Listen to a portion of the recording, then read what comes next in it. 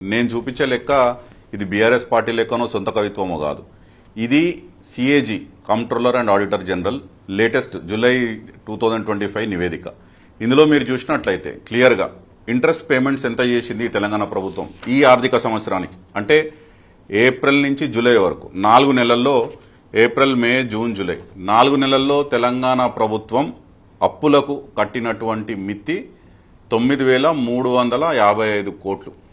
అంటే 4 నెలల్లో 9,355 కోట్లు అంటే యావరేజ్గా ప్రతి నెల 2,338 కోట్లు, కేవలం 2,338 కోట్లు. ఇది క్యాగ్ అధికారికంగా ప్రకటించినటువంటి రిపోర్ట్. కానీ గత 20 నెలల నుంచి ఎంత పెద్ద దుష్ప్రచారం, 20 నెలలు కాదు, ప్రజలకు కూడా గుర్తుంటుంది. 2023 ఎన్నికలకు ముందు తెలంగాణ రాష్ట్రం అప్పుల పాలైందని, అప్పుల కుప్పగా తయారైందని, రాష్ట్రం దివాలా తీసిందని, స్వయాన రేవంత్ రెడ్డి గారు ముఖ్యమంత్రి అయినాక కూడా వారు కుర్చీలో కూర్చొని అసెంబ్లీలో తెలంగాణ రాష్ట్రం క్యాన్సర్ ఎయిడ్స్ పేషెంట్ లాగా తయారైంది, నిన్న మొన్న కూడా తెలంగాణ రాష్ట్రం అప్పుల మీద, అంటే సొంత రాష్ట్రాన్ని దిగజార్చి మాట్లాడి సొంత రాష్ట్రం పట్ల వారికి ఉన్నటువంటి నిబద్ధత ఏందో వారి మాటల్లోనే తెలిసింది. కేవలం రాజకీయంగా లబ్ధి పొందాలే, బీఆర్ఎస్ పార్టీ మీద, గత ప్రభుత్వం మీద బురద జల్లి తద్వారా రాజకీయంగా ఎన్నికలలో ఓట్లలో ఏదైనా లబ్ధి పొందాలనే తపన తప్ప సొంత రాష్ట్రాన్ని గాడిలో పెట్టాలి. ఇక్కడ ఉన్నటువంటి ఇప్పుడు గత 20 నెలల్లో కూడా వీళ్ళ ఘనకార్యం ఏంది అనేది కూడా ఒక 2 నిమిషాల్లో మాట్లాడుకుందాం. కాకపోతే వాళ్ళు గతంలో చేసినటువంటి దుష్ప్రచారం ఎందుకు చేసిర్రు అంటే అధికారంలోకి రావడానికి చేసిర్రు.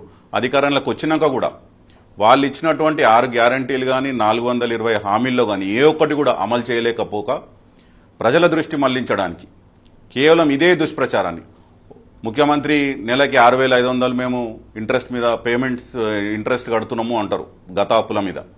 బట్టి విక్రమార్క గారు ఒక లెక్క చెప్తారు, అప్పులు వచ్చేసి ఒకళ్ళు 6,70,000 అని వాళ్ళు అధికారంలో రాగానే కొత్తలో డిసెంబర్లో చెప్పినారు.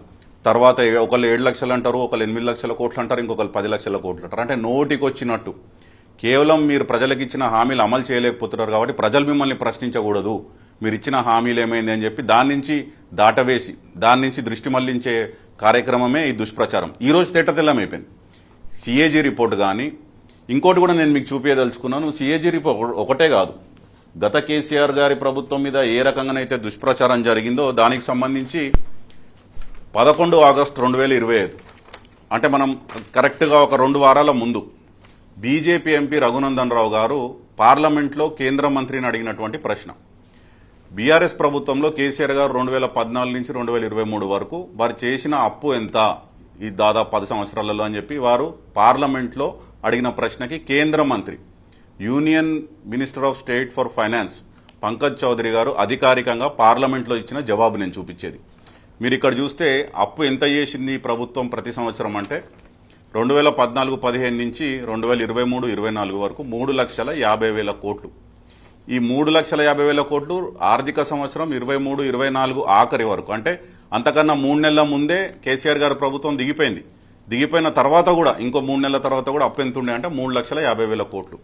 ఇది లెక్క పార్లమెంట్లో కేంద్ర ప్రభుత్వం అధికారికంగా చెప్పినటువంటి నంబరు. ఇప్పుడు చెప్పండి, అంటే గత ప్రభుత్వం చేసిన అప్పు గురించి తప్పుడు మాట్లాడినరు, ప్రస్తుతం కట్టే ఇంట్రెస్ట్, ఆ అప్పు మీద కట్టే ఇంట్రెస్ట్ల మీద కూడా తప్పుడు ప్రచారం చేశారు.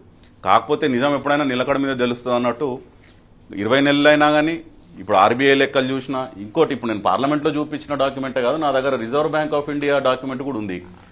దయచేసి ప్రేక్షకులకు అది కూడా చూపిస్తే, రిజర్వ్ బ్యాంక్ ఆఫ్ ఇండియా కూడా ప్రతి సంవత్సరం ఎంత చేసింది, ఏ రాష్ట్రం ఎంత అప్పు చేసింది అనేది ఫుల్ టేబుల్ పబ్లిష్ చేసింది. This is the reserve bank of India document 2014 నుంచి 2023 వరకు 24 వరకు. ఇందులో కూడా క్రిస్టల్ క్లియర్, ఇక్కడ తెలంగాణ అది మేము చూస్తే ఇయర్ బై ఇయర్ కేవలం 3 లక్షల చిల్లర కోట్లే.